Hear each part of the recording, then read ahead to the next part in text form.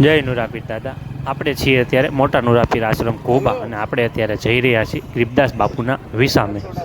જ્યારે ચોમાસાની સિઝન દરમિયાન હોય ત્યારે અહીંયા પાણીનો પ્રવાહ ઘણો રહેતો હોય છે. જોઈ શકો છો તે તમે જ્યાં રસ્તો છે ને તે વેકરિયા નદી છે. વેકરિયા નદીના કાંઠે આવેલું સ્વામી બાપુનું મંદિર.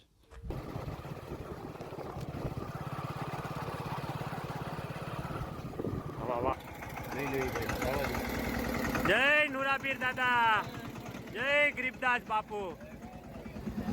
આપણે અત્યારે જઈએ છીએ મિત્રો હિપાવડલી, કે જ્યાં ગરીબદાસ બાપુનું વિસામો જે કહેવાય છે. અને તમે જોઈ શકો છો આ સડક. હા, જય નુરાપીર, જય ગરીબદાસ બાપુ.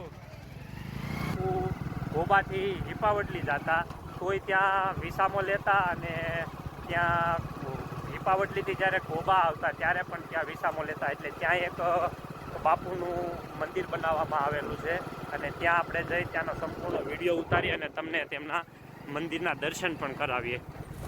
જય નુરાપીર દાદા, જય ગરીબદાસ બાપુ. આપણે અત્યારે આવી ગયા છીએ હિપાવડલી. સંત શ્રી ગરીબદાસ બાપુનો વિસામો, સ્વામી બાપુની મઢી. તો ચાલો આવીએ અને અંદર હું તમને મંદિરના દર્શન કરાવું. તો આ છે તે બાપુનો વિસામો, સ્વામી બાપુની મઢી કહેવાય. અને અહીંયા પણ અન્નક્ષેત્ર 12 મહિના ચાલુ હોય છે. અને તમે જોઈ લો એકદમ શાંત નેચર. અને બાપુનો એક જ ઉપદેશ, દર્શને આવતા દરેક ભક્તોએ ચા પાણીની પ્રસાદી લીધા વગર જવું નહીં. જય નુરાપીર દાદા ભક્તો. આપણે આવી ગયા છીએ આ હિપાવડલી, કે જ્યાં અહીંયા પરમ પૂજ્ય સંત શ્રી રામદાસ બાપુ, ગરીબદાસ બાપુ અને સુખરામ બાપુના ચરણ કમળના આપણે દર્શન કરીએ. તો જય ગુરુદેવ. તો પ્રથમ તમારું નામ અમારા દર્શક મિત્રોને જણાવશો? મારું નામ ચેતનદાસજી ગુરુ રામદાસજી, અને હું મોટા નુરાપીરે હતો. મોટા નુરાપીર આશ્રમ હશે ને 91 સાલમાં નીકળી ગયો ત્યાંથી. અને અહીંયા ઘાસની ઝૂંપડી બનાવી, 12 વર્ષ ઘાસની ઝૂંપડીમાં રહ્યો અને પછી આ આશ્રમમાં બનાવ્યું. 20 વર્ષ છે. અચ્છા, એટલે આ જે ગરીબદાસ બાપુનો વિસામા તરીકે ઓળખાય છે. આ વિસામા બાપુ અહીંયા હતા. ગરીબદાસ બાપુ હિપોલી જતા એટલે જાદવ બાબા માંગળિયા કરીને એના સેવક હતા. એનું આ ખેતર છે, એની વાડી છે આ. પછી અહીંયા બાવળ હતો એક. ત્યાં ઘોડી પાણીની માંડ મુકાવતા બાપુ, અને 2 કટોડિયા મુકાવે કે માણસ હાલ્યું જાય ને પાણી પીતું જાય. પછી ઘોડી અહીંયા એટલે આમ સરતી, અને બાપુને શાક બકાલું જે જોતું હોય ને વાડીએથી ગરીબદાસ બાપુને આપતા. અને એ ગુરુ ચલો વાત કરી અને પછી ત્યાં આશ્રમે જતા. એ આ વિસામો પછી હું ત્યાંથી નીકળ્યો એટલે સીધો કેડીએ આવ્યો અહીંયા આંબે.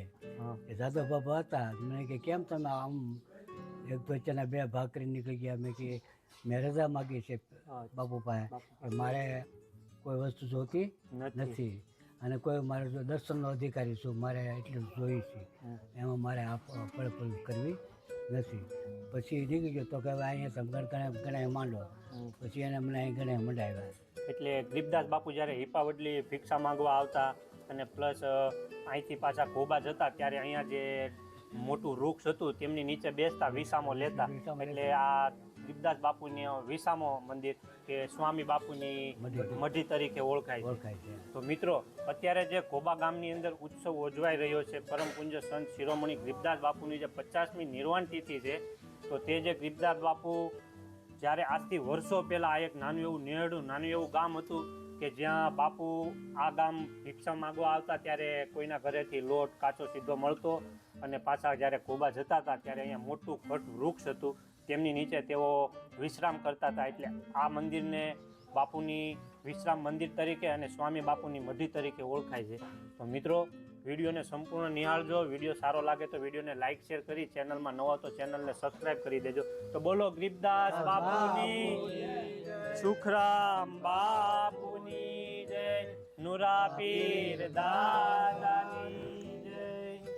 અને મુખ્ય વાત તો એ રહી કે સૌરાષ્ટ્રનું કોઈ પણ ધાર્મિક સ્થળ હોય કે જ્યાં તમે જાઓ તો ત્યાંના સંતો મહંતોનો એક જ ઉપદેશ હોય છે કે ચા પાણીની પ્રસાદી લઈને જજો, અને સમય હોય તો અનુકૂળતા પ્રમાણે તમે બપોરનું અથવા રાત્રિનું ભોજન કરજો. તો સૌરાષ્ટ્રના દરેક તીર્થધામની અને અંદર જો- ભોજન અને જો આ ભોજનાલય અહીંયા ભોજન બને છે, કારણ કે અહીંયા પણ અહીંયા જે સ્વામી બાપુની મઢી કહેવાય ત્યાં અત્યારે જો રસોઈ બની રહી છે.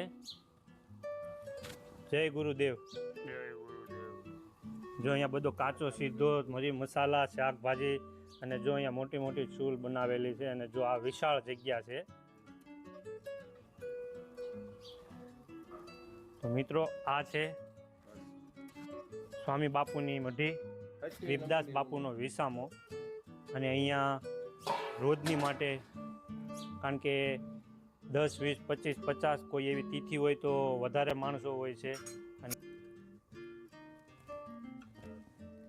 એકદમ શાંત વાતાવરણ, નેચરલ વાતાવરણ.